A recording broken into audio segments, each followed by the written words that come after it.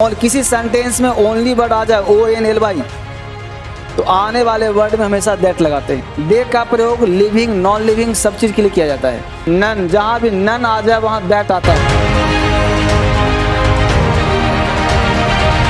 23 होगा हम लोगों का। प्रोनाउन का सेट है 01। देखो तो पहला यहाँ पे सीख दो, आय काम आएगा। कहीं भी ओनली वर्ड आ जाए, ध्यान रखना, कहीं भी और किसी सेंटेंस में ओनली वर्ड आ जाए ONLY तो आने वाले वर्ड में हमेशा दैट लगाते हैं। तो पहला का आंसर क्या होगा? डी। पहला का आंसर डी। ठीक है। दूसरा तो देखो, I don't like of these two magazines.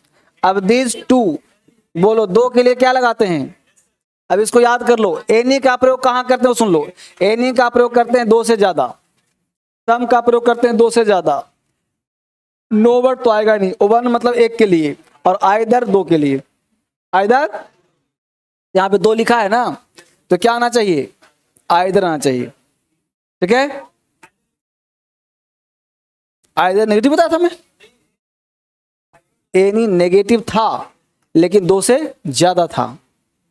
ठीक है। बाकी वो कुछ के लिए आता है। सम और एनी में क्या अंतर है? यहां कर I do not like either too, जहां भी टू दिख जाए वहां क्या लगाओगे? आइदर। तो दूसरे का आंसर क्या हो जाएगा? आइदर। तीसरा क्वेश्चन देखो, my views are quite different from. बहुत बढ़िया, ये तो पकड़ में आ गया होगा। योर्स की योर, डी ना, डी फॉर DHL ना। ठीक है। तो 3 का आंसर डी। पहला का आंसर डी लगाया था, दूसरे का आंसर आइदर लगाया, तीसरे का आंसर डी योर्स लगाया। दे इंजॉयड, हाँ बहुत सुंदर। इंजॉय वर्ड जहां भी आता है वहां सेल्फ प्रोनाउन लगाते हैं। तो दे इंजॉयड देम नहीं, सेल्फ थोड़ा होगा, देम सेल्व्स। सेल्फ होता है सिंगुलर, VS होता है प्लूरल। तो themselves. There was none, there was none, जहां भी नन आ जाए वहां दैट आता है। जहां भी नन आ जाए वहां दैट है क्या ऑप्शन में? सी। सी। नन जहां भी आए क्या आता है? दैट आता है। No problem. आगे बढ़े, अगला पॉइंट। अभी सब आगे पढ़ाऊंगा, सब आ जाएगा। अभी एक पढ़ाया हुआ, एक क्वेश्चन आया योर्स वाला। अगला कह रहा है देम वेरी। सेंटेंस का शुरुआत हमेशा सब्जेक्ट से होता है, इसलिए देम से शुरुआत नहीं हो सकता, दे करना पड़ेगा। दे करना पड़ेगा, THEY दे। फाइन। तो they were very disciplined. Question number 2, all those whom were. इसका पकड़ने का तरीका क्या है? हुम और हु। जब हुम आता है तो उसके बाद आता है सब्जेक्ट, और हु आता है तो आता है वर्ब। तो यहाँ पे कहाँ लिखे क्वेश्चन है? वर दिया वर्ब, इसलिए हुम ना आके हु आ जाएगा। ठीक है। क्वेश्चन नंबर 3, ठीक है। 3 कह रहा है with this initiative the corporation hopes to assure the public that it is confident of providing good service and renewing their faith with the public transport system. अब यहाँ दो चीज समझना है। क्या जो दियर है, एक चीज समझना ये है कि THEIR, ये जो दियर है ये किसके लिए आया है? पहले समझिए कि दियर है क्या चीज। तो दे का प्लूरल क्या होता है? दियर, कल पढ़ा था। और ईट जो होता है वो सिंगुलर का होता है। तो दियर अगर यहाँ पे दिया है तो कोई दिक्कत नहीं, हम पहले जाएंगे और चेक करेंगे कि आखिर ये दियर आया किसके लिए है। क्लियर हो गया? तो आप पढ़िए, with this initiative this corporation hopes that show the public that it is confident to providing good service and renewing their. तो good service and renewing their the corporation hopes to assure the public that. तो public के लिए नहीं आया है ना। देखो ये क्या कर रहा है? With this initiative the corporation hopes to assure the public, public को एश्योर कर रहा है। लेकिन ये जो दियर आया पब्लिक के लिए आता, तो their faith with the public transport system. ठीक है। तो रिन्यूइंग दियर फेथ, तो नहीं फेथ पब्लिक का थोड़ी एश्योर कर रहा है, तो हमेशा कॉर्पोरेशन के लिए आएगा ना। देखो गौर पढ़ो इसको, क्योंकि विश्वास किस पे होगा? कॉर्पोरेशन पर। क्वेश्चन जैसे DS में तुम पढ़ रहे हो, तो फेथ किस पे होगा? तुम पर फेथ नहीं, तुम उस पे फेथ करोगे ना डीएसएल पे, तो इसलिए यहां पे इट्स का प्रयोग होना चाहिए, इट्स फेथ।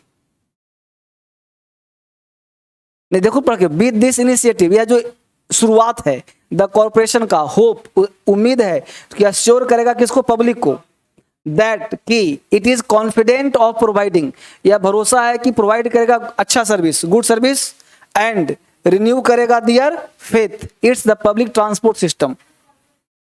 हाँ, यहाँ पे क्या प्रयोग करेंगे हम लोग? इट्स का।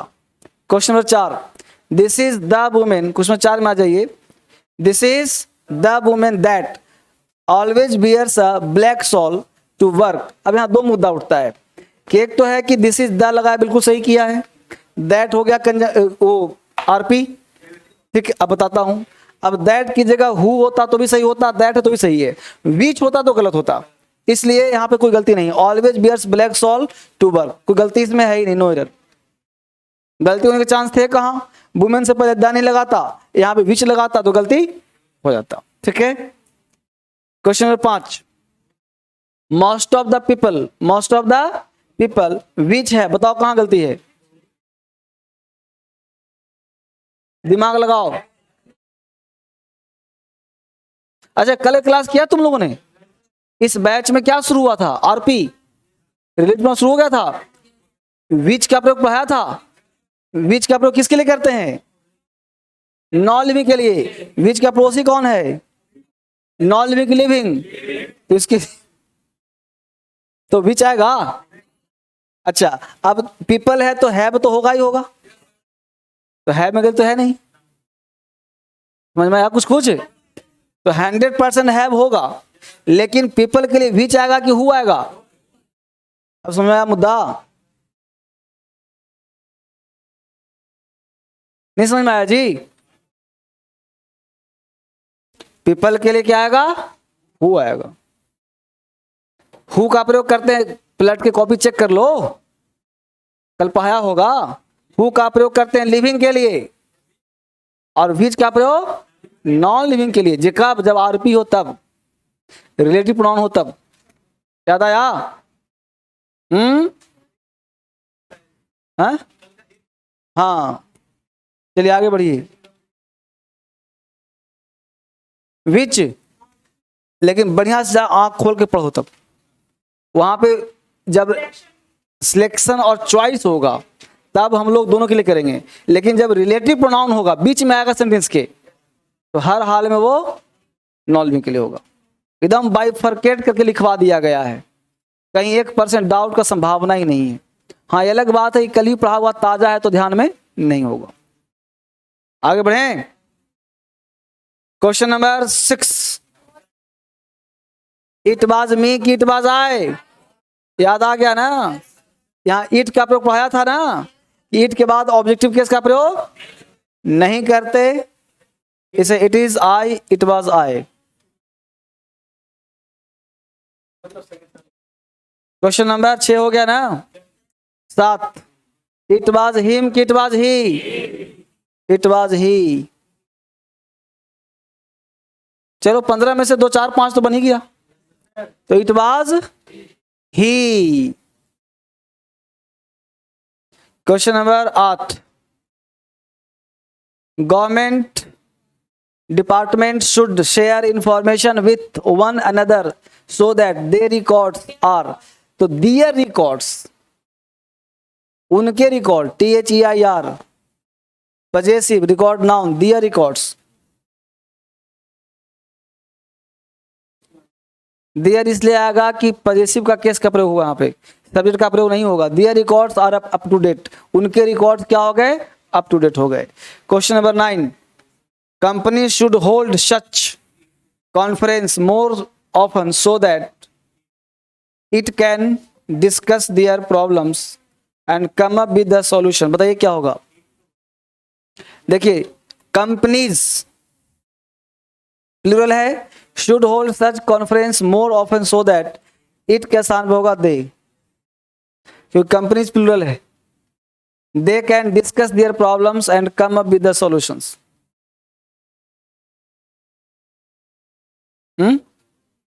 समझ नहीं आया? देखो, हम जहां भी ईट और दे लिखा मिल जाए तो हमेशा पकड़ो कि वो आया किसके लिए, प्रोनाउन इट किसके लिए आया है,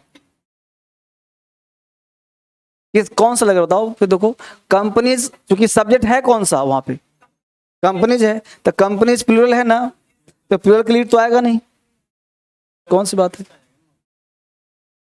अगर कंपनी होता तब ना इट्स इट्स लगता, कंपनीज है, एक से अधिक है, तो एक से अधिक के लिए ईट आया कि दे आएगा, दे आएगा, नहीं समझा। ईट सिंगुलर, दे प्लूरल। दे का प्रयोग लिविंग नॉन लिविंग सब चीज के लिए किया जाता है। दे का मतलब ये मत सोचना कि सिर्फ व्यक्ति के लिए होता है, ऐसा सोचो, समझ में आ गया। अच्छा पहले ये सोचा होगा दे मतलब वे लोग, अच्छा अच्छा समझ में आ गया। तो दे का हिंदी दो होता है, वे सब, वे वस्तु, वे लोग, वे जानवर, सबके लिए दे का प्रयोग करते हैं, इसको आप जान जाइए। दे का प्रयोग सिर्फ आदमियों के लिए नहीं होता, वस्तु के लिए भी, जानवर के लिए भी, कुत्ते बिल्ली के लिए भी, सबके लिए दे का प्रयोग होता है, ठीक है। हाँ क्वेश्चन नंबर 10 आ जाइए। टुडे मेनी कंपनीज, अब देखिए मेनी के बाद कंपनीज आया, बिल्कुल सही है ना, कोई दिक्कत नहीं है। आर बिल्कुल सही है, गलती ही होता है। Working to design computers who will not harm the environment, अब पकड़ में आ गया ना, क्योंकि हु तो हमेशा व्यक्ति के लिए आता है, इसमें अभी तक कोई व्यक्ति आया नहीं है, इसलिए यहां पे क्या आ जाएगा, यही पकड़ना है और क्या, कुछ है नहीं। कहाँ हु लगेगा, कहाँ विच लगेगा, कहाँ दैट लगेगा। तो आपने एक चीज फोकस किया, हमेशा जब भी चैप्टर पढ़िए, क्वेश्चन पूछ बनाइए, जितना भी बनाइए, तो हमेशा माइंड में कैलकुलेशन करिए, तो इस आपका पढ़ने का तरीका चेंज होगा। क्या सर, हमने इतना क्वेश्चन बनाया, तो मुझे एक आइडिया आपको देने के लिए मिला कि रिलेटिव प्रोनाउन महत्वपूर्ण है, क्योंकि 3 4 5 क्वेश्चन कहां से थे। दूसरा, इट का प्रयोग महत्वपूर्ण है, पता चला। तो इसका मतलब हमको रिवीजन किस पे करना है, रिलेटिव प्रोनाउन को बढ़िया से पढ़ना है, ईट को बढ़िया से पढ़ना है, बोलो।